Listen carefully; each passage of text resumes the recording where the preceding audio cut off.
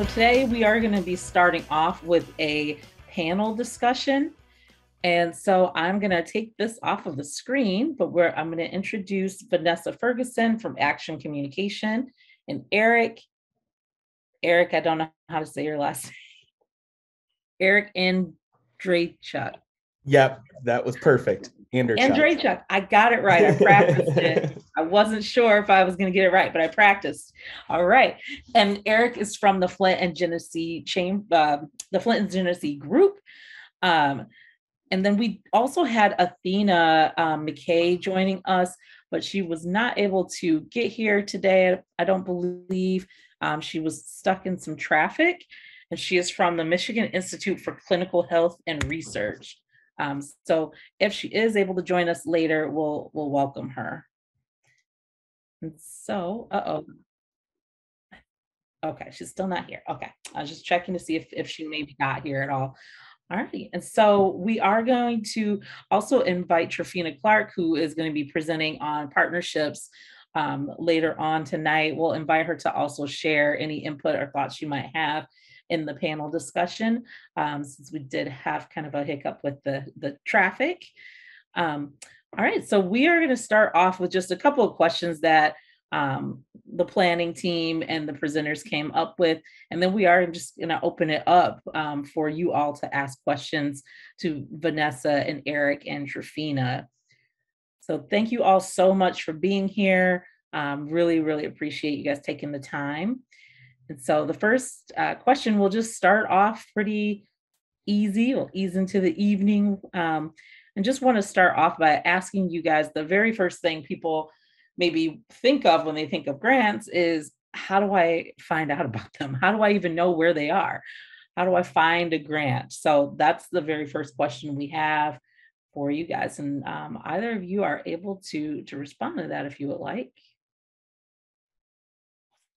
I can start. I'll get us going. So first, I like to say that when you are looking for grants, whether you are a first-time grant writer or you've been doing it for a while, I think that you have to be willing to do a lot of research into looking for different grant funders out there. And it seems like it may not be it seems like sometimes it's a hard task to do, but really it's simple as typing in words like grants, grant funders in Google searches and kind of starting from there, starting from scratch. But I don't want to start you there and not give you offer some better solutions to that. But I think a great place to start, especially if you're a first-time grant writer, is to look at the different businesses in your area and kind of look at those big box stores, banks, any corporate giving opportunities.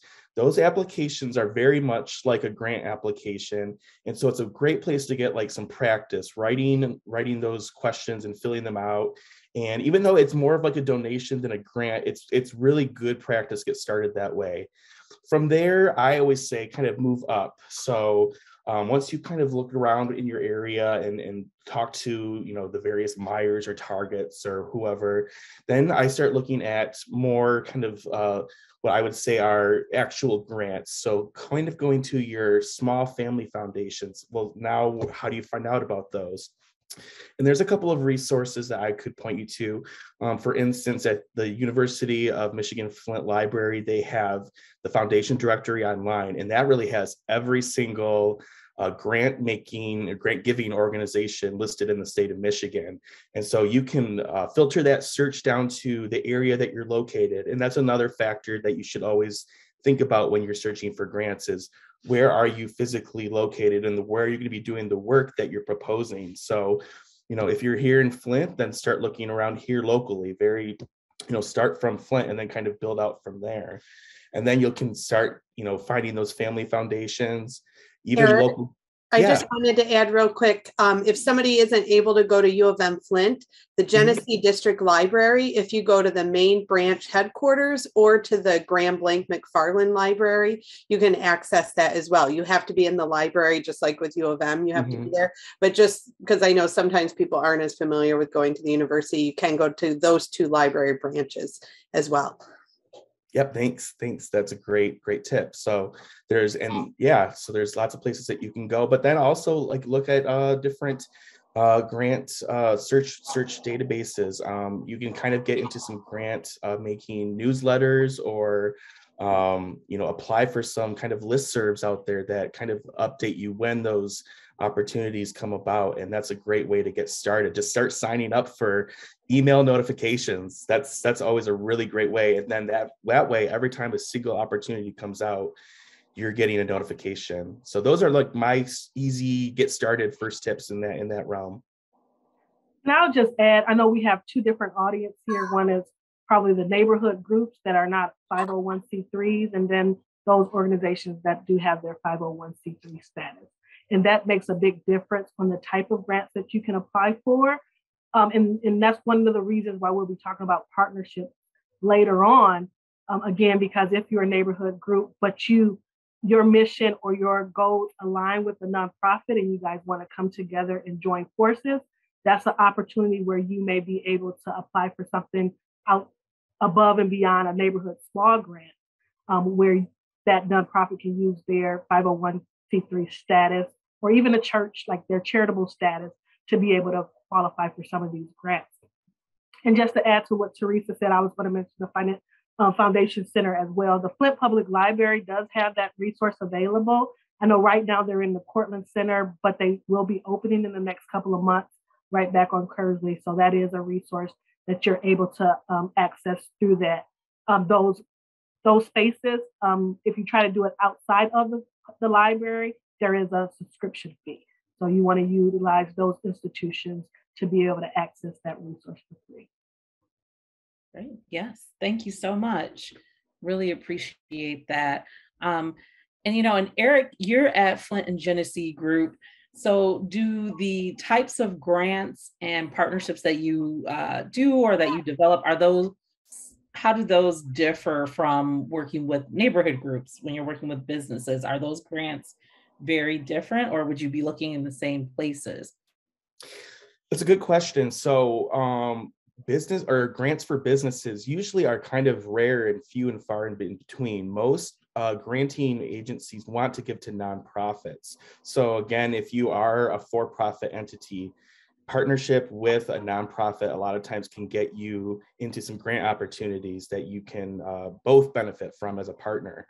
But at the Flint and Genesee Group, we do have a current grant program going on for small businesses. It's the Moving Flint Forward grant program. And so one of the big things that we're looking to do in our organization is to support small businesses across the city of Flint. And so that's one of General Motors' desires as well. And so we've partnered together to offer this opportunity. And when it comes to small business grants, we want to be able to help the business grow. And so what we're looking for in our grant opportunity is businesses that are just slightly above startup phase. They've been established maybe a year or so, but are looking to grow their business in terms of making it look aesthetically better, doing some fixing up on the front of the building to the facade, or, to some equipment purchases you might need to develop new or bigger or better products. So that's the kind of things that we are looking for. And when it comes to a business grant is, how can your business help grow the local economy even more so that you can attract more people coming into your business, the foot traffic? How can you help contribute to the tax revenue of the city so that they can, provide services to residents and businesses, and, attract more people from all over the place into your community to be more attractive to everybody? So business grants, like I said, are few and far between, but when the opportunities are available, strike when it's hot, because as we come out of COVID, those opportunities are becoming less and less again. So, if you are a business out there looking for support, look for those opportunities when they are available. Chambers of Commerce's are always a great place to start. And one thing about the Flint and Genesee Group, they have a help desk that you can call if you're a small business owner to get more information, and also to be able to access other resources that may be available throughout the county for you as well. Mm-hmm. Thanks, Kafina. Awesome. Yeah, thank you. That's helpful. I know that there are some people who probably are looking at starting a small business or already have one. So I did want to ask that and kind of lift that The next question that we had on our list, and then I will see if there's anybody who has questions from the audience. But our next question was, how do you know if you qualify for a particular grant? So that last question might have actually been a really good segue to that. So how do you know if the grant fits, or how do you know if uh, probably what I hear a lot is, okay, what is this grant RFP or application for, and how do I make my program fit it? So I probably hear that a lot more, but how do you know whether or not it's a good fit for you? I think one of the things is that you really want to make sure that you are looking for a funder that already is funding things that are similar to your projects. Too often, like you mentioned, people have a project and they decide, oh, let me see how I can change it or make it different so it applies to this particular application. You never want to do that. So that's why when you're doing the research with some of those resources we talked about, you need to make sure that you are doing searches to find ones that match your program. I feel like, is my audio weird? A little bit. Okay. A little bit of feedback. So let me mute myself and unmute. Sometimes that works. Yeah, just a little bit of feedback going on. All right, let's try that. Is that better?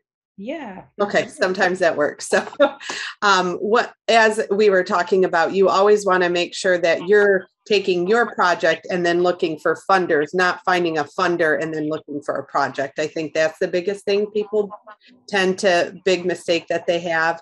And with that, you want to ensure that you are meeting the priorities of that funder, because they're going to want to make sure that your program and project helps them meet those targets and goals that they have set too, because they might have funding coming down. Like you often see the community foundation might have dollars coming from, like they have several federal dollar programs that they're giving grants for right now, and they have to be held to the priorities of that federal funder. So you have to make sure that you have all of that alignment. And if you're not sure, it's always helpful to reach out to the program officer or someone at the foundation or the organization. They're usually more than willing to answer questions, or at least refer you to a document that might give those answers for you. And that's what I was going to just add. The local funders here are really big on being able to talk with anyone that's interested in applying, to hear about your proposal concept, and to give you feedback, whether if it fits with what they're trying to fund or not. And so always reach out when you get to like federal grants or local state grants. You may have to do a letter of interest initially, and then if they reach back out, you're able to speak with someone. But Community Foundation, Ruth Mott Foundation, and some of our other family foundations here, they are really, I'd say, more available to be able for you to be able to contact and have a phone call or sit down and talk with someone. Great. All right. And I did see that Athena just joined. So Athena, welcome. So sorry to hear you were having such trouble with traffic, but we're glad you're here. And so we are kind of in the midst of our grants discussion. So Athena, if there's anything you want to jump in on as we continue along here, feel free to do so. I know you're joining us a little bit late, but that's okay. Thank you, Teresa. My apologies. I'm trying to get my virtual background to act right with my afro, and it's not acting right. I understand. So I'm going to be off camera for just a minute. I'll work on that. I don't want to belabor anymore. Thank you so much. I know Trafina, Vanessa, and Eric already provided so much content. I would just like to add from MISHAR, the Michigan Institute of Clinical Health and Research at the University of Michigan, Ann Arbor. One of our main goals here is to connect community with academic partners for research. And so oftentimes there is a element of activity going on without those who are most impacted.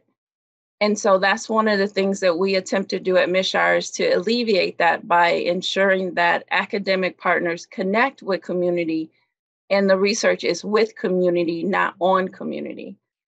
All of our grants, I have the privilege of managing 16 grants that we have currently, well, actually, some of them have sunsetted, but they all are arrived for impact of health in Flint. And so, as you know, all know, the Flint water crisis took a great toll, and there was many different avenues. So it wasn't just food, it wasn't just health, it wasn't just medical health, it wasn't just transportation. It was a wide array of disparities that hit our community. And so that mechanism that I'm able to operate is the building capacity for research and action. And again, all of those, we have academic partners from different institutions, not just Ann Arbor or not just U of M. So we partner with academic partners from Michigan State, Central Michigan, et cetera, et cetera. But more importantly, if I name some names here in the Flint community, I'm quite sure most of you would know who those actors are. And so in terms of grant and terminology, it is critical to reach out to program officers like a Trofino or once she was a program officer, but those folks that are listed on grants as a contact person to get a better understanding, to share what your thoughts are about your activities that you would like to have funded, to see if it aligns. It may not align with that specific grant opportunity, but it may align with something that they currently don't have listed that may be coming up, or they might actually find funds for you to be able to do the work in the community.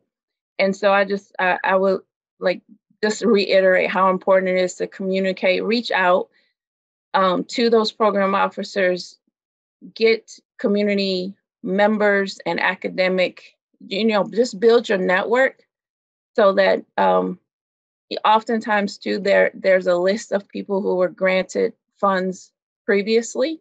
And so reaching out to them to say, well, how was this? How did it work? Did you have to have matching funds? And I'm sure maybe Eric or Vanessa may talk about matching funds, but what it is that you need to be able to compete for the funds and just step out and do it.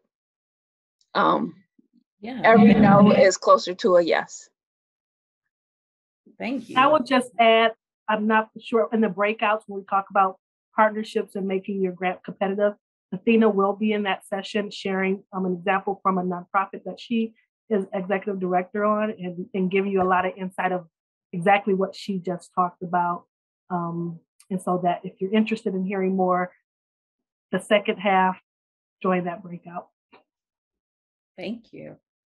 Thank you. So now I just wanted to open it up to the rest of the audience. So you take a couple of questions.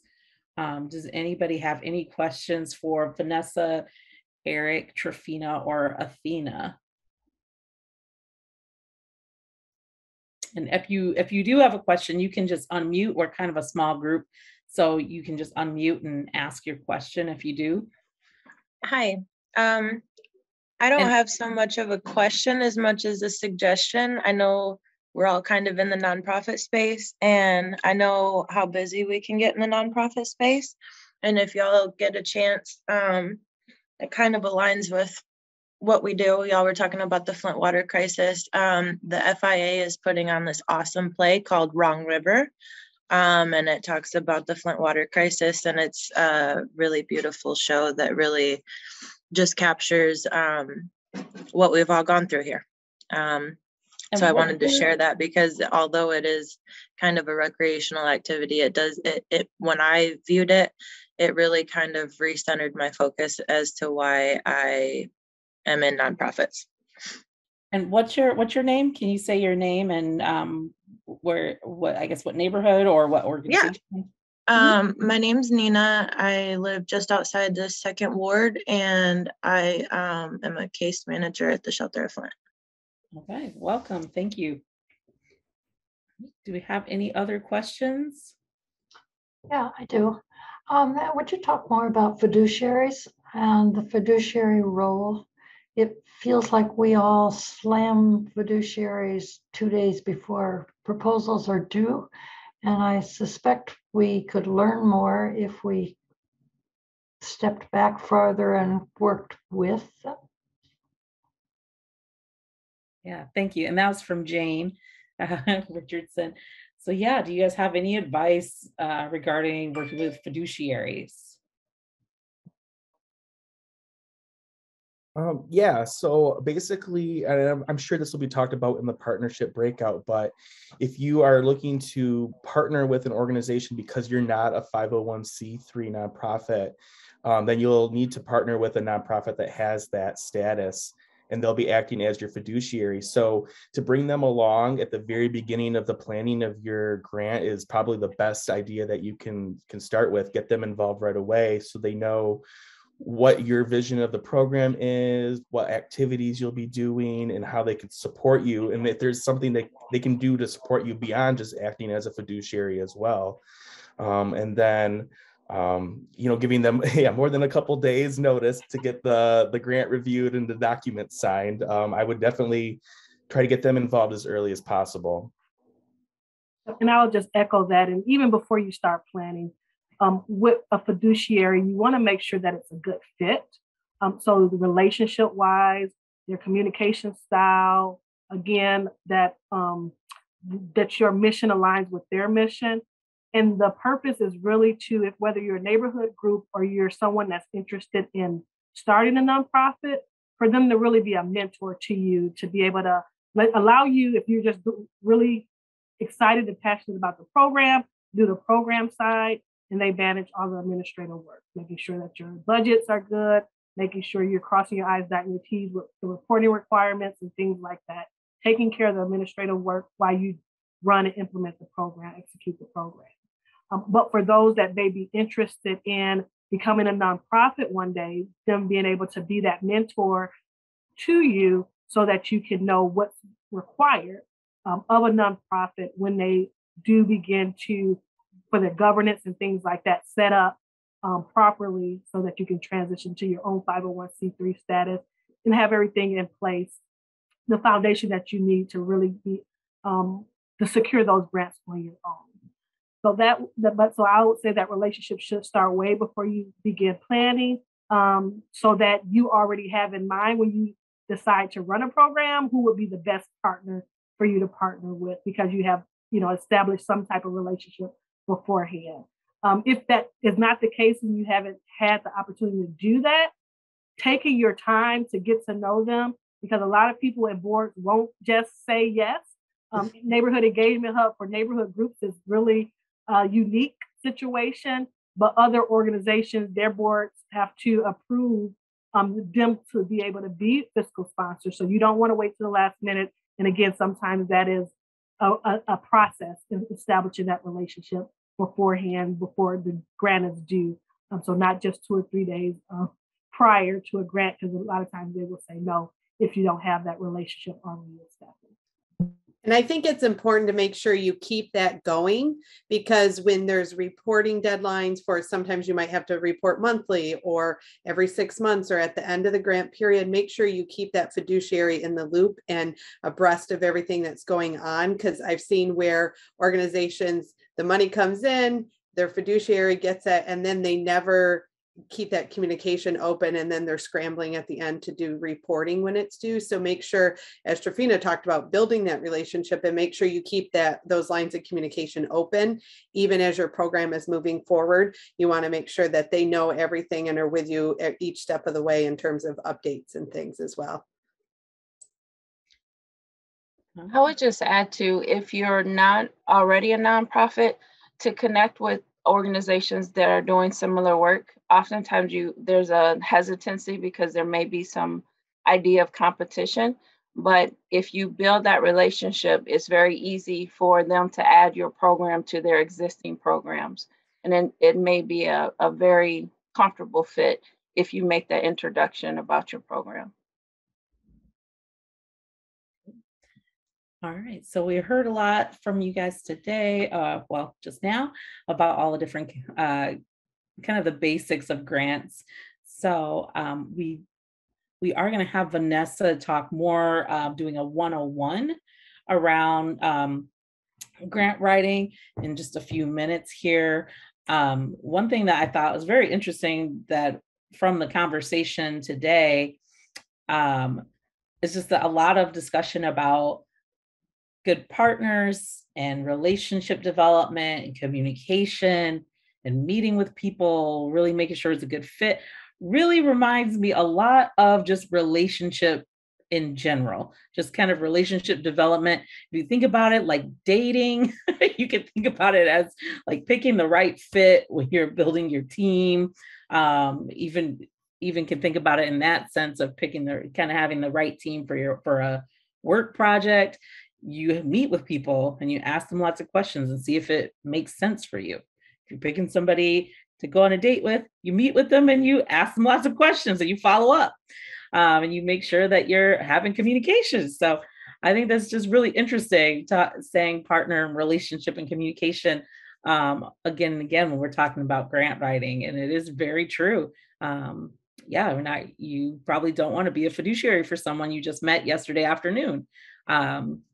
Probably don't want to invite somebody to join your team who you just met yesterday afternoon if they didn't do an interview. So that makes a lot of sense to me.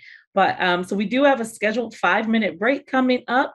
If anybody has any other questions, now's the time to ask. And then Nina also put in the chat, a good resource is SIPI. They are a nonprofit kind of startup resource center, and they do a lot of workshops and things too. So that is a good resource as well. Thank you. And it's SIPI, if anybody's interested in learning a little more about them. Well, we are going to hand things over to Vanessa. Vanessa is with Action Communication. She does a lot of work with neighborhood groups, businesses, does a lot of work all throughout the county. And I have known Vanessa for several years, and she is a really wonderful person to work with. So I guess, Vanessa, why don't we let you talk a little bit about some of your recent projects, and then if you want to pull up your slides, that might kind of help set the stage a bit. Sure. Let me go ahead, and one of my slides has stuff about me, so I don't have to talk so much about me. I'll go ahead and bring that up. Perfect. All right. So before we talk about that, as Teresa mentioned, my business is Action Communication. I work with a lot of nonprofits in the area. I'm an approved consultant with the capacity building project through the United Way of Genesee County. It was formerly BEST, and then it kind of got morphed into part of the United Way. And I'm also a consultant with the Council of Michigan Foundation. So most of my work, though, is centered in Genesee County. I do work with organizations across the state, but I was born and I lived most of my young life in Flint. And so Flint is very important to me. So in fact, most of my clients, I work a lot in North Flint. I've worked with the North Flint Food Market. I work with the Made Institute. I work with R.L. Jones Community Outreach Center.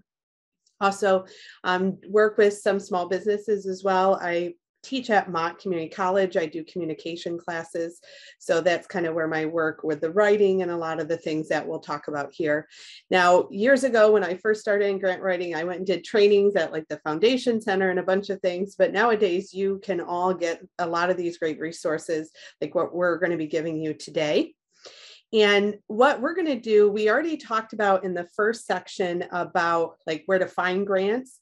Now we're going to start in each of like this session, as well as the breakouts, looking at how you can start writing those grants. And when you begin a grant proposal, the first thing that you're looking at is your needs statement. And we're going to look at what that is and what goes into that, how you start to write that. And from there, you have to start creating goals and objectives that you're going to use for that actual application. Now, one of the things that we'll talk about is how this is going to vary from application to application. Like when Eric was talking about going to Meijer or to Sam's or Walmart, their grant applications are going to be a little bit different than if you were going to the Ruth Mott Foundation where Trifina is from. So we're going to look at generally applying how this would work, but it's always going to be a little bit different. So I've had people say, well, can we just make a grant template? And I use it over and over. Unfortunately, you have some things that you'll be able to use again, at least from the section I'm talking about, but a lot of times it's going to be cutting and pasting, editing, because you're going to have limits on how long it can be.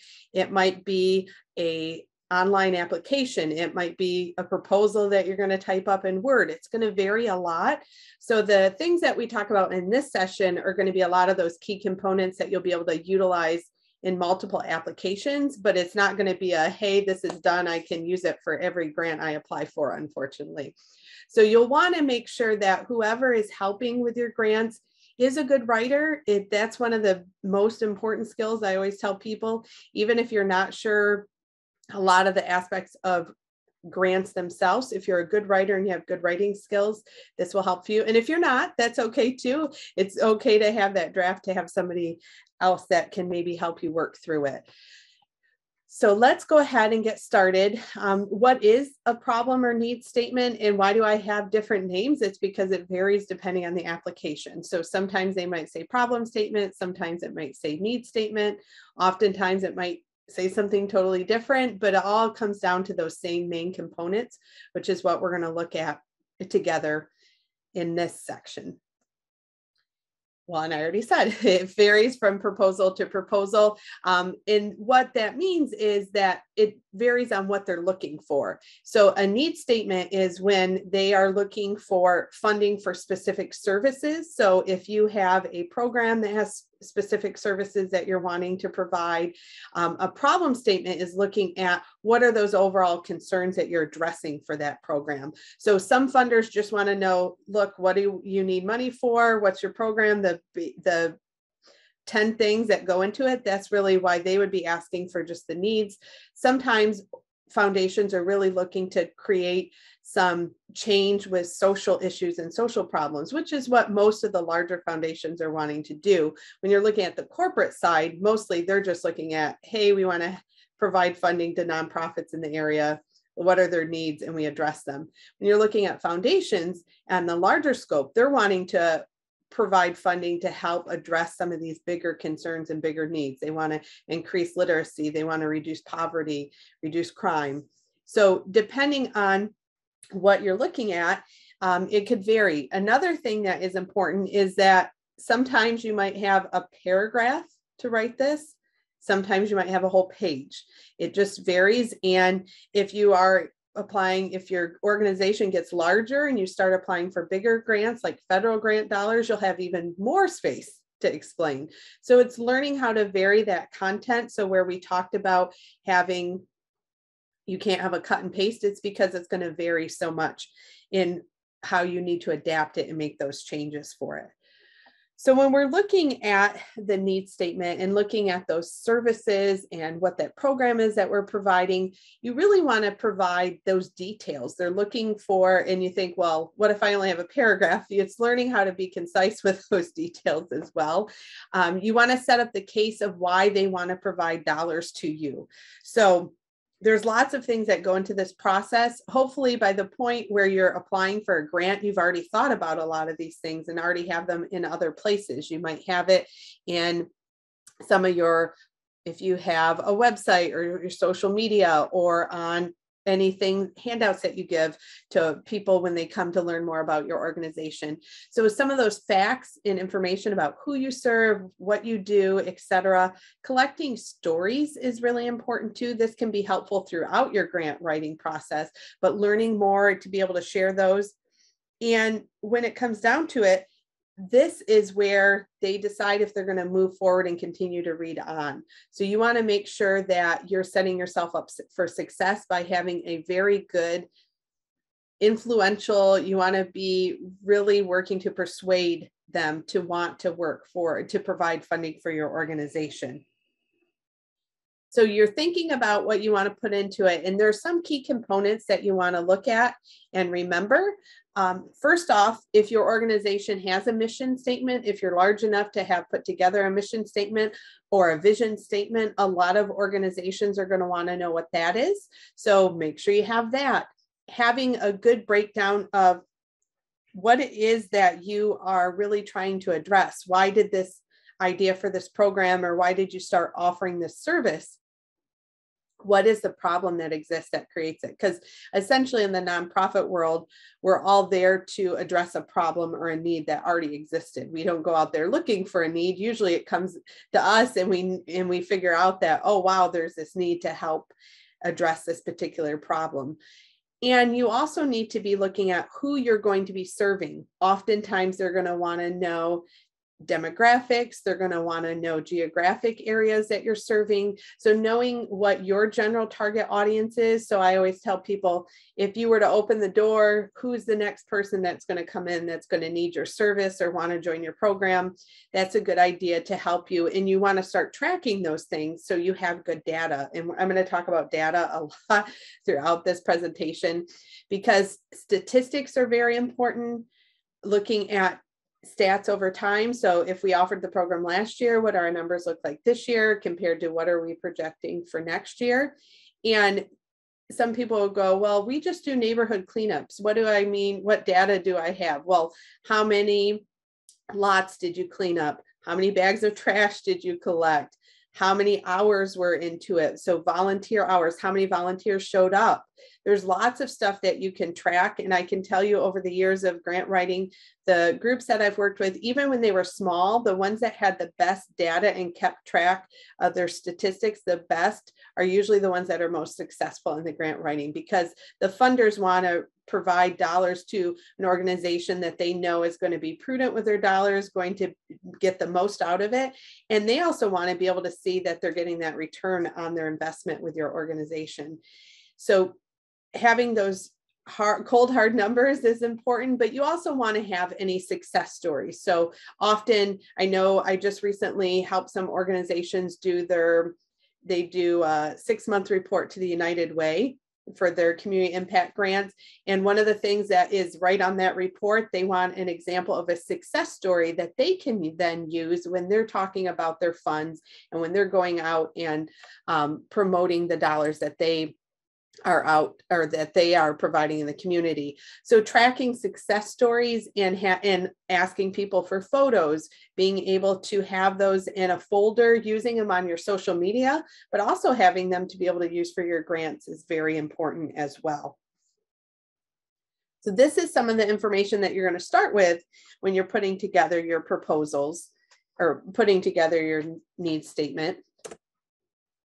And it got stuck, hang on. There we go. So now I've got all this information. I need to sit down and start the writing process. And for a lot of people, I know this can be hard if you aren't the best writer. As I mentioned, if you can get someone who is a good writer in your organization to help out with this, this can be helpful. But there's a few things that just in terms of structure that you can use that can be helpful when you're putting together your content. I always tell people you want to have a good fact or something to grab your audience at the beginning to get them to want to learn more about your program. And then as you're moving throughout that needs statement, you're going to start to break down the details. What is that problem? Who is impacted by it? You're going to give that clear definition for that. And you always want to address, I know like Athena mentioned in the panel discussion, that partnering with people is important because you want to make sure that if they're offering something similar, maybe you can add to that. You don't want to be in competition per se. You want to make sure that you are enhancing your program, and maybe your program is similar to something somebody's already done. Address that. Why is yours better or different? It could be just a comparison to somebody in another state. Maybe in another state they've successfully done this program, and that's why you think that you can bring it here to Genesee County. And it's important to, one thing that I find, especially at the community organization level with neighborhood groups and things, a lot of people really want to stress that emotional appeal. And while that's important to do, you don't want to be overly dramatic. I've seen where I've worked with groups and they'll say, if we don't get these dollars, we're not going to be able to help the children in our neighborhood. And like, they just get very dramatic with it. And yes, we all know and feel that in our heart, but in our proposal, we have to make sure it's presented in a business manner, and that it could ultimately harm us if we just sound like I don't want to use the word whining, but some people will just make it like it's a very sob story about why they need those dollars. And yes, you want to have those stories and you want to build that case, but you don't want the whole thing to be emotion. You want to make sure that you have those facts behind that emotion and that emotional draw. I just want to make sure there wasn't anything. And that grabs people, and like Athena mentioned in the chat, those statistics is what grabs people's attention, because number one, it lets them see how effective are their dollars going to be. It also lets them see how big their reach is going to be, and reach doesn't always have to be 1,000 people. I work with some nonprofits where their programs only have 15 to 20 people, and other organizations serve 500 people a week. It just depends on those key points of your program. Now, I'm going to use some examples from grants that I've written in. I don't ever use anything from my clients, so I'm going to use from my personal examples. My husband and I built the dog parks in Grand Blanc and in Burton, so I wrote all the grants for those. And so I'm going to show you some examples from when we were soliciting grant dollars for the Grand Blanc Dog Park. And going back to financial fiduciaries, we had an organization just called the Friends of the Grand Blanc Dog Park. And we weren't a 501c3. So what we did is we worked with Grand Blanc Parks and Recreation, because they were a 501c3, and they served as our fiduciary for those dollars to go through. So the examples, though, I'm going to show you for the grants are going to be from the dog park, just because I don't want to share other people's personal information, but I can share the dog park's information. So these are some older numbers, because we built the dog park. It's now we're looking at 8 years ago, but it's a good example still. It still applies to it. So when you look at the opening, you want to have some stats. So if you look at this, you can already see, I say how big it is. I tell you where it is. So a lot of that who, what, when, where, why, and how. How did this happen? So I gave some information about the background, where it's not just some people that want a dog park. We went through a formal process. So I'm setting the stage to show that we've done it through the right channels. We're looking to get these dollars. I put on there about no tax dollars were being used, because that was a big appeal, because a lot of people would say, well, why are you applying for grants? Can't just the township pay for this? So making sure that you give that reasoning of why that appeal was needed. And we touched on about how it was grassroots, because that was important too. It wasn't just a bunch of politicians in a room saying that they wanted this. This was community driven by individuals who loved their dogs and wanted a place for the dogs to go. And so those are some key components that I was able to stress in a lot of those proposals. Now, let's move forward into the next part, where we talked about where you need to define the problem. So some of you might not even have a dog. Some of you might think, well, I have a dog, but I take them for a walk every day. Why do I need a dog park? So we gave some reasoning why this was a problem and why this was an issue. So we talked about there's a large number of apartment complexes and condos where there's limited access for dogs. That was actually how we ended up. We lived in a condo at the time, and our dog had to go out on a short leash, and we were driving to Frankenmuth to a dog park. So that was at the time, this was the first dog park that was going to be built in the county. So we talked about how we were different. There wasn't any dog parks here at that time. Talked about who was going to be using it. We made that comparison. So we weren't like, oh, there's already a dog park in Grand Blanc City and we're trying to build one in Grand Blanc Township. We gave some of those facts. So that way we showed that there was a problem and why this was needed in the area. Now, in the next slide, because you don't care so much about all these details, but it just gives you some examples of how that would work. And this is right from the grants that we applied for. This was from PetSmart Foundation, Petco Foundation. We also had dollars that came in from PetSmart as well. This gives some of the data. We talked about making sure you have data. We went and got the dog license list from the county. So we had that story to tell, like, oh, well, I don't see a lot of dogs, so how do I know how many dogs there are in the area? And so we were able to show there were over 6,000 dog licenses in that zip code for Grand Blanc, where Grand Blanc Township was. So having that data is important. Even in something as simple as dogs, we were able to get data to support our story, and that's what you want to do.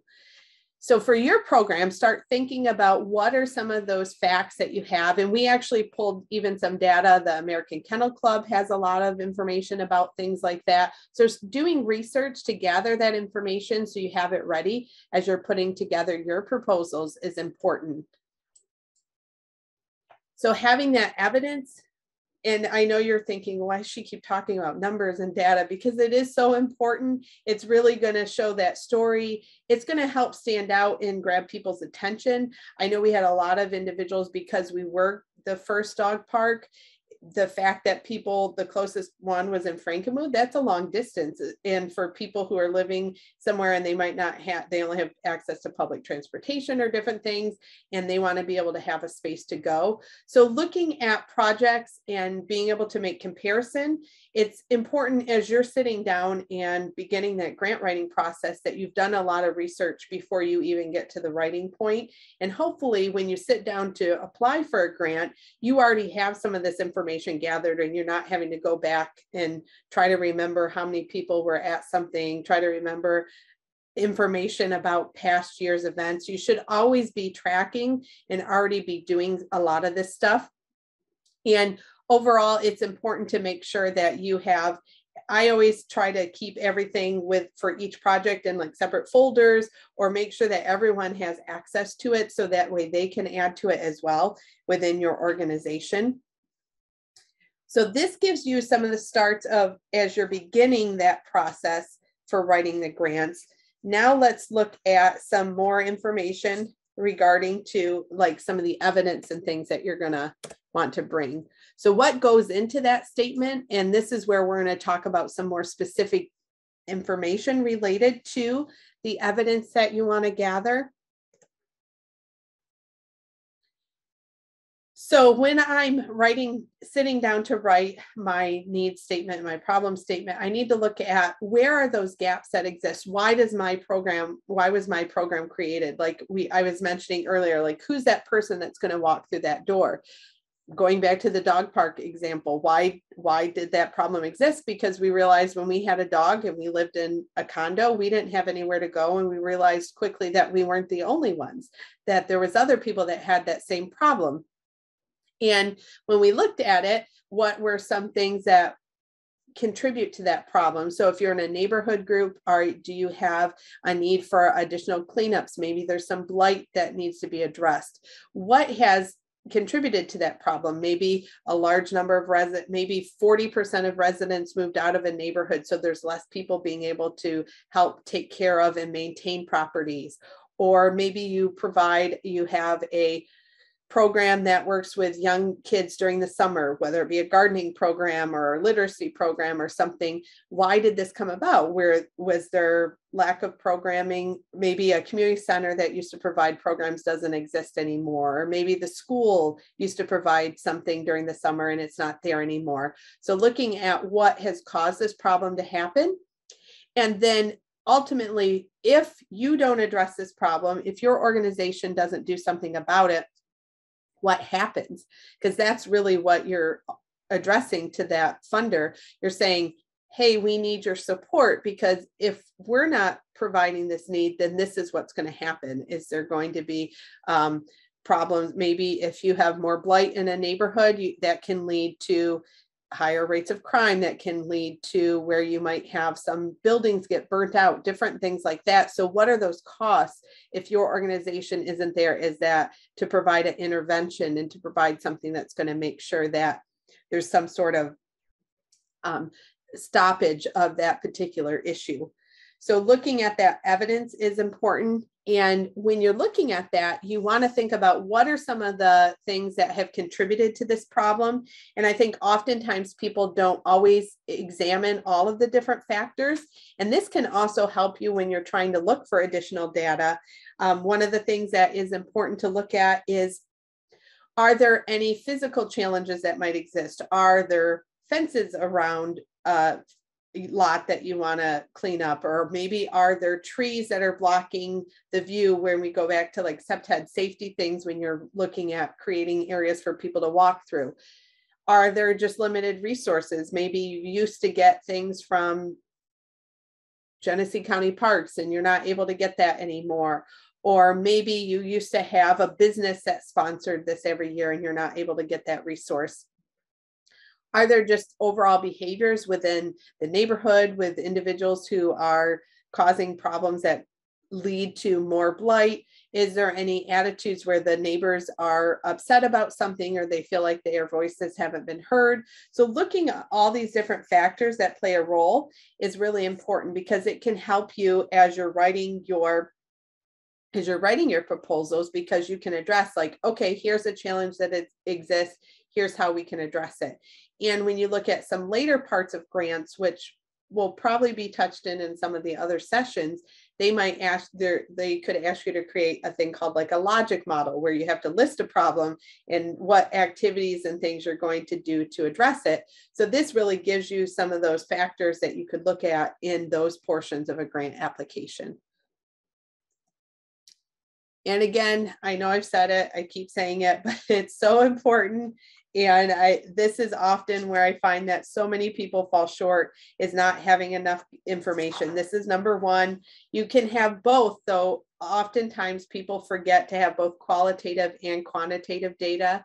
I know at the beginning I said that you don't want to have too much of a sob story for what your proposal is, but you still need to have those stories that you can incorporate within your narrative, within some of those, as we talked about, some of those reports that are due throughout the time frame. So having that qualitative data can have a big impact, but you also want to have just that general, those hard numbers. So these are not limited to, but keeping track of the age of individuals who are part of it, ethnicity, gender, education, socioeconomic status, geographic location. Some grants go even down to the streets. Like when we looked at IC2, there were certain street boundaries that you could apply for. That was the Illuminating Community Change grant. When you look at Ruth Mott Foundation, they only provide funding for programs in North Flint. So knowing the geographic location and tracking of all your participants is important. And I would say also don't just track people that fit that area, track everyone, because like Ruth Mott will provide funding for a program, even if you provide services to people beyond North Flint. So just because they only provide North Flint and they'll only provide those dollars, you still want to track everyone else as well, because there might be another grant that you apply for that you would need that information for. So having all of that is really important. And this is something I find that if you have someone that's really good at that, loves budgeting and loves numbers, they will be happy to do this. Or a detail-oriented person, if you have that in your organization.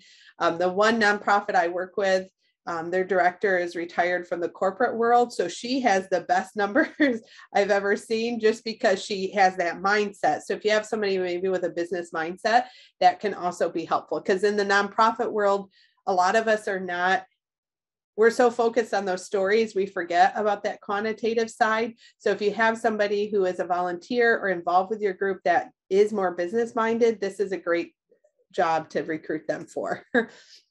Now, another thing that you want to do as you're putting together your statement, and I've touched on this a little bit, is you also need to, that whole elephant in the room, don't ignore the fact of some things that might be a downfall or a potential pitfall for your organization. You need to make sure that you're addressing that when you're doing your applications. So is there a challenge that might have existed that you have already thought about and you've already figured out how to work around that challenge? Or are there things that you need some support for to provide intervention to reduce the likelihood of that becoming a problem? Looking at, are there any barriers that might exist? Do you need a truck to provide? Maybe you have a bunch of things donated from a greenhouse, but you need to be able to have a truck that's going to go get them, and none of your neighborhood, nobody involved with your neighborhood group has that. So within your grant, you might include cost for truck rental because you're addressing that particular problem about transporting the items to wherever you need it. Also making sure that you pay attention to what the funder supports. I know we talked about this in the panel discussion, but often they will have on their website within the RFP, they will have a breakdown of the types of things that they support. And you want to make sure that you're mindful and pay attention to that. And so with everything, you want to make sure that you are addressing all of their particular things. Sometimes within a grant application, it will even ask you, which of these target areas do you think that your program fits?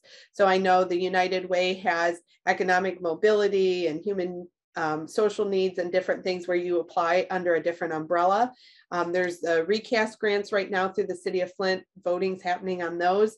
They had 2 different priority areas, and individuals who applied for that, you had to pick a priority, but sometimes they don't have that specific within their application. So you need to make sure you're doing your homework and are addressing that. And then overall, if there is anyone else doing something similar or who has done something similar, how is your approach better? How does your approach address this need more easily for those individuals that you're targeting? And why should the funder provide dollars to you versus someone else? So that's really important to do. I know I'm talking very fast because I'm trying to be mindful of our time. I have quite a bit more we're going to talk about, but are there any questions? I see, Tiffany has her hand raised. Yeah, go ahead. Yeah, just kind of, I guess, a tact question. So Sure. when you're putting in the, like, showing, I guess it's hard for me when you're trying to show like why yours should be chosen instead of someone else, like how to phrase that so it's not. Well, what you can do is you can really outline, you can say similar programs have been tried in the past to help address, let's say it was literacy and kids ages 8 to 10. What we found is that by doing X, Y, and Z, we're able to reach the children in a different way than previous programs have done. Like where you just address, like, here's where we're doing that, why we think, why it's better or why it's different. You don't need to necessarily call out that particular organization or say that particular program, but you can say in the past, this similar programs have been done. Here's what we're doing differently. I always try to stress what we're doing differently rather than focusing on what's already been done. You can say, here's what our program is, here's new components of it and how it's going to be address things differently. So that shows kind of your approach, but you're also not just saying, oh, well, pick me over them. Oftentimes, though, you'll see when you apply, a lot of people will do. A good example is like food distribution. Food distribution happens in a lot of places. Some it's at schools for kids to take things home first from school. Some it's happening on a community level. Some it's targeted for seniors. Some it's delivered to your house. Other things you have to go and pick it up. So they're all doing the same thing, but each of those different programs, when they're applying, they're going to have a different approach of like, why do you need food distribution at schools? Why do you need food distribution to seniors? And they're going to address that. Even though it's similar in services, you're going to show how yours is different and how it's meeting the needs of that particular population. All right. Anybody? I didn't notice. Was there another question in the? Okay. Let's see. Other Vanessa, I just wanted to let you know you have about 20 minutes, so you're doing pretty good on time. Yeah, and I'm about halfway through, so we should be good. Okay, great. Let's see. Our next thing that you want to talk about is when you're starting to put together your information is looking at dividing it up. And sometimes they're going to be very specific and have it already broken up for you. A lot of applications might have questions that you just have a paragraph to respond to each of those questions.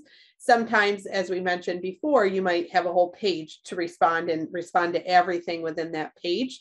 So here's some of the things that if they don't have specific questions for you to answer, that you should address within that as you're writing that need statement. Number one, how big is the problem? So are there a lot of people that have this particular problem? Is it 5 people? And if it's 5 people, that's okay. Maybe there's a reason why those 5 people need this particular problem addressed. Is it 1,000 people? Giving that just that overall review of how big the problem is, and then looking at some of those problems or some of those things that have contributed to it. So I already talked about things like demographics. You can look at socioeconomic things, even within recent years. I mean, we were talking about earlier with the water crisis, we've had the pandemic, lots of things that might have contributed to whatever your particular problem is. And within that, you need to think about how can I give some details of that problem? And you saw a little bit of that in my examples from the dog park, but making sure that you are describing your particular problem. And I think sometimes too, organizations try to do too generic. I've also seen where organizations have done a very generic, like, oh, we're going to clean up vacant properties in our neighborhood. Well, be more specific about that. Are there certain properties that have had problems where there's rodents that are now coming into other people's property because it's so overgrown, and there are lots of problems with pests on that particular lot? Is there a problem with a lot that's at a corner and it's hard to see around it so people can't walk safely to wherever they're going? So give those details. That's important to help to ensure that people are able to better understand why your program is able to address these. And then overall, if you have information of how you've had results, most of the time organizations like to fund something that's already been successful in some way, shape, or form. Doesn't mean that you've had to do it for 10 years. Doesn't mean that you had to do serve 100 people, but maybe it's something that started where you served 5 people and you realize that, oh, we can grow. And if we get some funding, we can now serve 100 people. But you have those proven results of what your program is. And another thing that goes into that is I often see where someone has a great idea for a nonprofit. And just like Eric was talking about how dollars are few and far between for businesses, it's very seldom do you get dollars to just start a nonprofit off the ground. You already have to be doing something to get dollars. And when you're applying for a grant, they want to see those results of what you've already been doing, even if it's on a small scale. So that's very important. Teresa, you had your hand raised. Yes, I have a question for you. Yes. So when you were talking about kind of just providing details about success that you've had in the past, and you talked about, if you are asking for 1,000, maybe talk about how you helped 5 or 10 or whatever. If it's brand new, could you talk about other past programs that are similar that you've done? Oh, for sure. They just really want to see a track record of some sort of work, because a lot of times you might have a new program that's starting, or you might have something that you're wanting to expand on. They just want to see that you have a track record of doing something and doing it well and providing services to the people that are in need. So you might have already been doing cleanups, and then you realize that people need help with, maybe they need help to be able to with heating inside, like to have their furnaces, it's things inside their home, or they need roofing or whatever it might be. You've already been helping with their yards and you have that track record. That's really what funders want to see, is that you have some sort of track record of services. And the big thing is that it's connected as well. So I don't want to be helping animals and then suddenly apply for a grant to help senior citizens. It needs to be connected and mesh in some way that you can show you had that track record helping. But it doesn't have to be the exact same program. That's a great question as well. And so often people find that as they start doing one particular thing, that there's a need for growth in new areas that are connected to that and are offshoots of that. And that's what you want to be able to show from that. Now, when we look at, let me make sure I didn't miss any questions. Let's see. We've been keeping an eye on the chat. I think that there haven't been any additional questions. Okay. Yeah. Thank you for answering that too. Appreciate it. Yeah, that. no problem. That's a very important thing as well. So as I've written my narrative, one of the next things that you need to do is you need to pay attention of what are you ultimately trying to accomplish what are those final outcomes of your program? And how this gets put into a grant application is going to vary depending on the actual application. Sometimes they might have a chart you have to fill out. Sometimes they just have you write a paragraph of what you're hoping to do. It's going to vary a lot. But we're going to look at what are the differences between some of these things. So depending on the application, it might say methods or activities. Then you'll also see words like outcomes and outputs. These are some of the things that you need to keep in your mind, and don't get too confused by it as you move from application to application. The methods or the activities are essentially, what are you doing to accomplish that project? What are the steps that you're taking along the way? And a lot of times you'll see activities and outcomes in a chart together. These are essentially the step-by-step. So all the way from starting of going to Habitat for Humanity and getting supplies, going to Keep Genesee County Beautiful and getting supplies. That's some of my activities I'm doing. Then having volunteers sign up for the cleanup. That's another activity. Things broken down within the day of what you're doing if it's a cleanup. So tracking all those different activities that you do along the way to complete your project. And then the outcomes are those final achievements for the project. So when I look at that, it's things like, how many, going back to that data again, how many bags did we collect of trash? How many lots did we clean up? Showing that the end result is really what we're looking at with the outputs or the outcomes. So when you're looking at putting together information, you have to kind of guess and assume and have a goal of what your outcomes are. And then ultimately, if you get funded, when you have to do final reporting, you'll have to make a comparison. Did I meet what those outcomes are? Did I meet what I said I was going to do? So for your outcomes, they need to transmit into something that you can measure. So this goes back into the things about quantitative and qualitative data. So tracking all of those different statistics is very important, because ultimately you're telling, it's kind of like your contract. You're telling the funder, here's what we're going to accomplish. We want to help 20 families, or we want to take care of 10 properties. And then at the end, you're going to be held accountable to be able to say, well, we only ended up helping 18 out of 20, and here's why, or we helped 25 and our goal was only 20. So making sure that you can have that data that you can show, and you track it throughout the period, even if they don't require you to report mid-grant. I've seen a lot of organizations that some grants you just have to report at the end of the year and they don't think about it. And then all of a sudden it's been 10, 11 months and they get an email reminder that their report is due and they're scrambling. I see a lot of shaking heads and faces. So this happens a lot. So tracking it throughout the grant period is very, very important. This will also help you as you get to that evaluation process, because most grants are going to want you to do some evaluation to see how effective your program is. You think, well, why do I need to do that? Well, ultimately, that helps you make the case to get additional dollars. Also, it makes the case for not only that funder, but also for other funders to be able to see, oh, look at what they've already done. Let's help them grow this program even more. So evaluation is very important. And unfortunately, we don't have time to talk about evaluation today. There's so many things we don't have time to talk about today, but that gives you some things in your outcome section. If they don't have a specific thing that you have to fill out, here are some things that you want to just remember for yourself for the writing. Just say, okay, our goal is 20 families.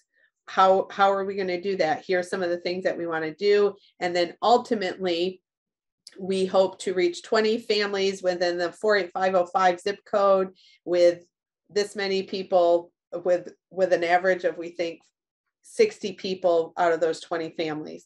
So having those outcomes that you can show and having that detail is important, because it will help you as you're going through other parts of the grant writing process. So here's what our goal is. We want to help families with this. Here's how we're going to do it. And here's how many families we want to actually reach. So keeping track of that and starting to sort that down is important. They are going to vary. Some of your outcomes are going to be things that you know immediately. If I do a cleanup that day, I have my outcomes. If I have a after school program It might be 3 months, it might be 6 months, it might be a year before we know the full effect. So the outcomes can vary over time. And you also have to remember there are outside factors that might impact you. I think we've all learned this, even if you didn't know it before. The last 2 years have taught us all that there's so many things that can impact your ability to be able to deliver something, and making sure that you learn to adapt and have communication with that. I know we're talking about the application process, but assuming you got funded for something and something comes up, reach out to that funder and talk to them. Like Trifina mentioned, all of the local funders here are very great about letting you be able to talk to them. And if something comes up and you need to make adjustments, reach out to them. And even if you don't need to make adjustments, even if you're on target and they don't require periodic reporting, I think it's always helpful if you have something, a success to share, reach out to them, add them to your, ask if they can be put on your newsletter list, share information. If you get coverage in the news, share a link with them, keep them abreast of things, even if it's not required. It's always good to keep them in the loop with everything that you're talking about.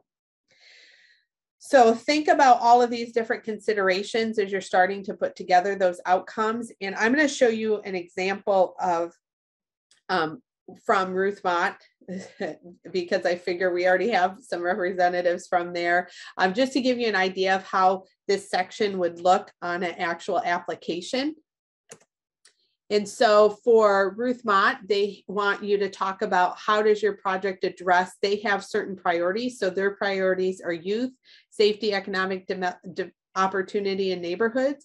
So they want you to talk about, remember we said, how do I address the priorities of the foundation? Sometimes they'll be very explicit, like Ruth Mott is, where they give you these very detailed, but then going back to what we talked about earlier as well, they only give you 250 words. So if I have 3 pages of information, I'm going to have to learn how to cut that down.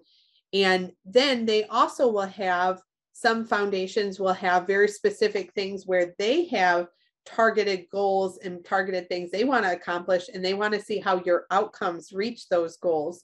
So that second question there, they want to know how your program level outcomes address some of their things that they're wanting to look at and they're wanting to address within the community.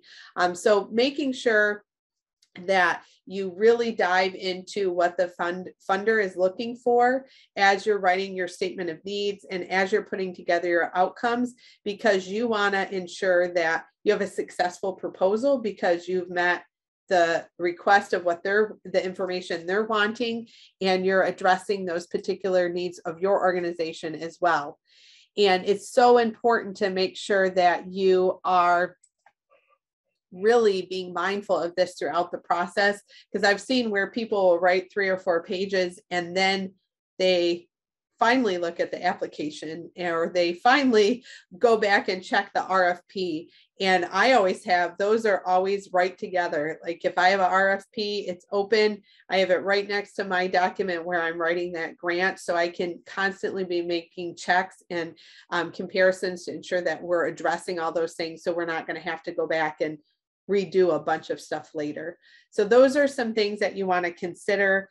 And I know there's so much more we could talk about. I know there's a couple of people in this with us tonight that are in, I'm doing a grant workshop with the United Way, and we're doing 8 hours of information in what you all are getting in about 2 hours tonight between all the sessions. So definitely take opportunity if you have a chance to, if you're diving into some of this and you have questions for me on any of these things, or any of us that are doing any of the panels, we'd be happy to help with, or at least help point you in the right directions on things. So I wanted to leave a few minutes if there was some questions. So I am at the end of but let me put my information up as well. So if people need to get a hold of me, here's all of my information. If you want to reach out, if you have any questions. Trifina has her hand raised too. Yes, I just wanted to add, like, some of the information for groups that are working on community foundation grants or even clean and green. And while you have those resources, even though they may not have some of those reporting requirements, you can use that as a stepping stone to begin to collect the data you need to tell a story about your neighborhood, about the need, and about your success. And so as you're kind of researching grants that you're interested in applying for and identifying what the requirements are or what information they're looking for, taking the time that you have with those other projects to be able to start establishing some of those data sets so that you can use when you get ready to write the larger grants. So I just wanted to add that. And with some of the data, I don't know if you could maybe mention, because Ruth Mott has like the dashboard that has some data as well.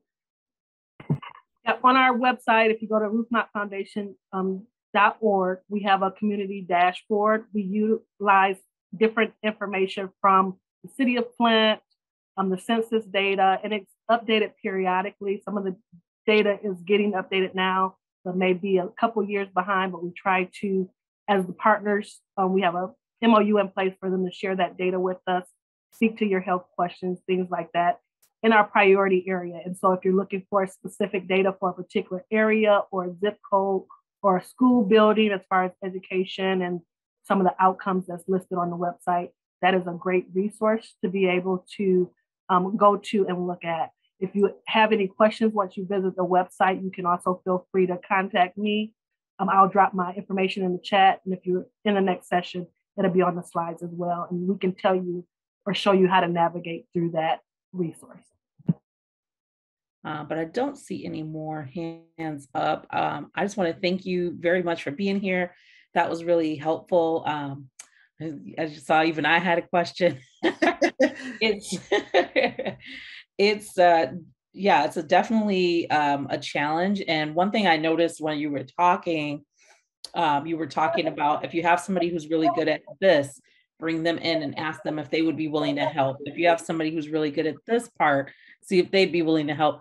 And so it really got me thinking about the way we sort of structure stuff in my workplace is we kind of have teams. Right.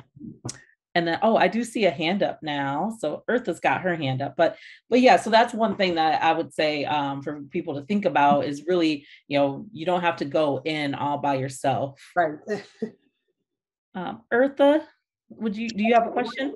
Yes, my question is when you meet with the funders and you have your meeting and you propose what you're writing the grant for, and they tell you that that's acceptable, but then after the grant has been reviewed and processed, you're turned down because they said, like last year, they said they were no longer doing sidewalks when we met with Habitat, our group.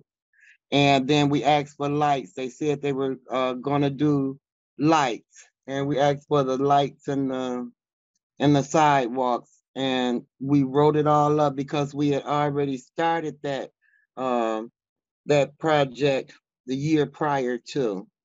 So we wanted to finish it. It was phase 1, phase 2, and we got turned down even after meeting with the funders, saying that would be something that they would fund. How do you handle that? Well, it could be too, sometimes from year to year, the priorities change too, depending on the funder. So I don't know if you spoke to them both years, but I know you mentioned you wanted to finish up a project from the year prior. I always say that it's important to reach out every year, and some funders will even require that you do that. I don't know, had you talked to them that second year when you did? Yes, we had.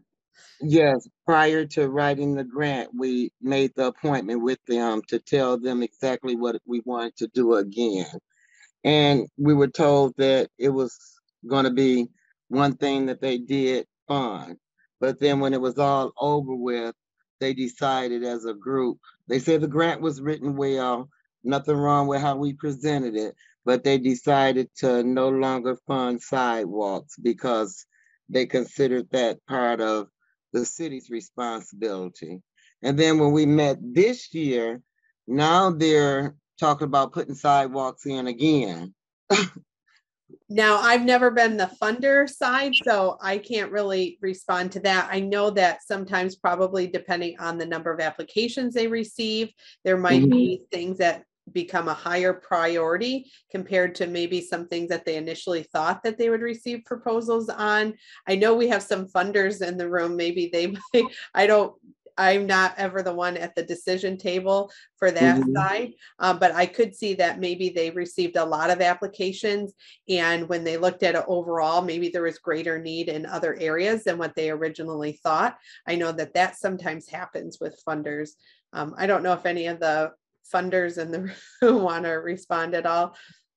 Yeah, I can respond, and I can't respond specifically Sure. to Habitat, but it's always good to go back to the funder once you get the decision and just ask them questions about how the decisions were made. And most of the time, they'll be okay with giving you that feedback.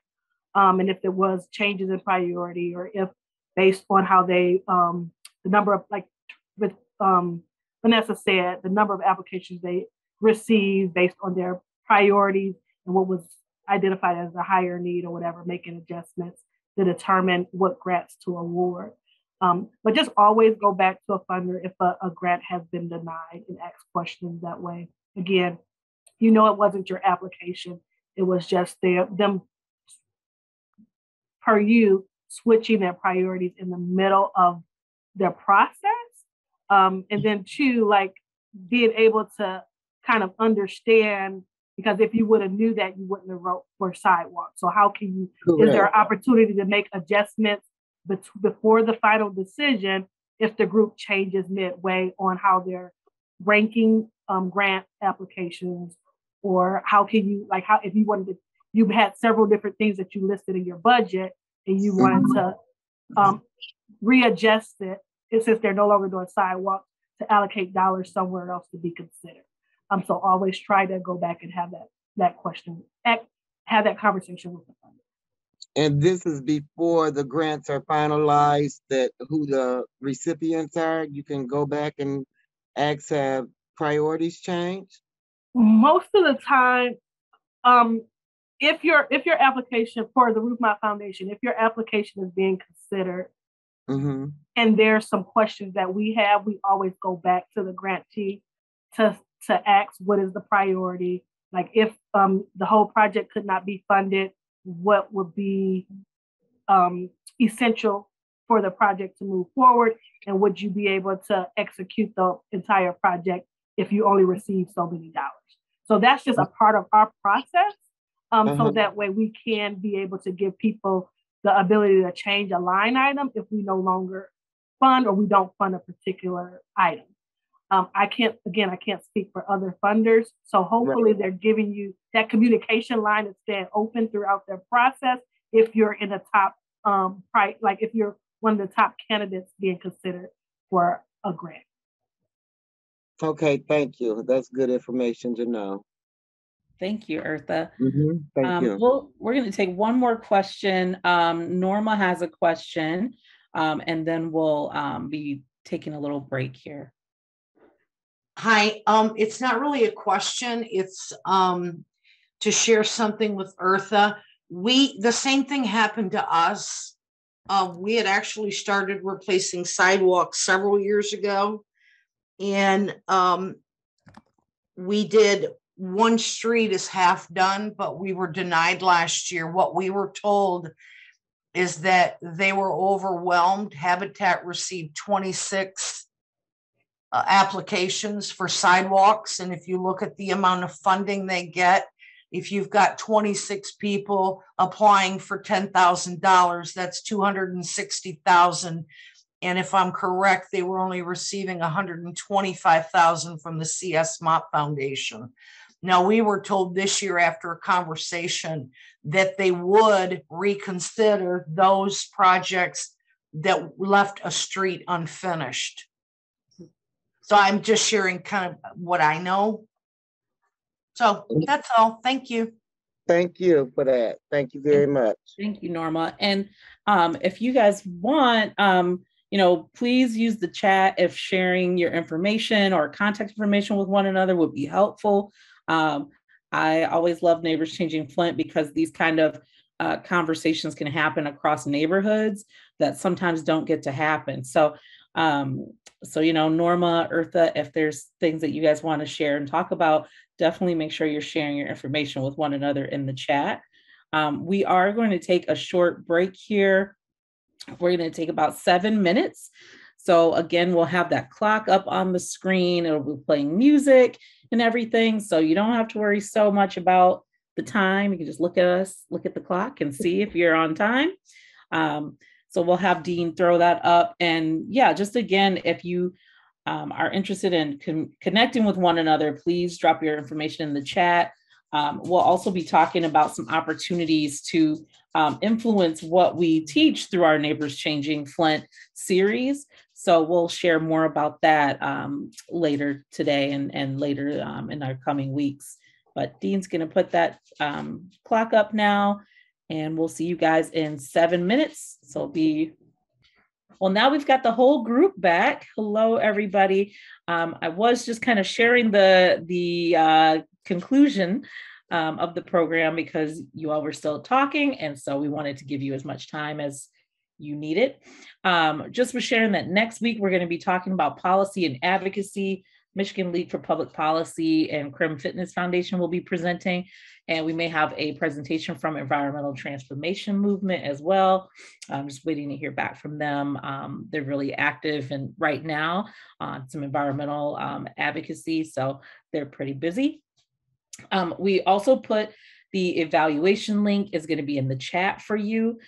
So please respond to our evaluation survey. We just want to know how we did today, how we did in our previous sessions as well. So if you didn't do the survey for the previous sessions, those are in your emails and you can find those. If you don't have them, you can send us an email. Again, you can email director@NEH. What is it? Michelle, what is it again? Director@nehflint.org. There we go. Director@nehflint.org. They just changed that. So it used to be something else. So anyhow, if you want to take the survey and you missed it, you couldn't find the link or something like that, just send us an email and we'll make sure you get it. But we're putting the survey link for tonight in the chat right now. And you'll also get that in your email from here on out. You'll get that immediately after the program. So it should be sitting in your inbox already. So please register, share with a friend. The more people that we have here, the more diverse and rich conversations we can have, the more opportunities to connect and share information just organically as well, just like Norma and Eartha had that whole exchange. If we had not all come together, we wouldn't have those opportunities. So please share if you can, and we will see you next week. Thank you, everybody.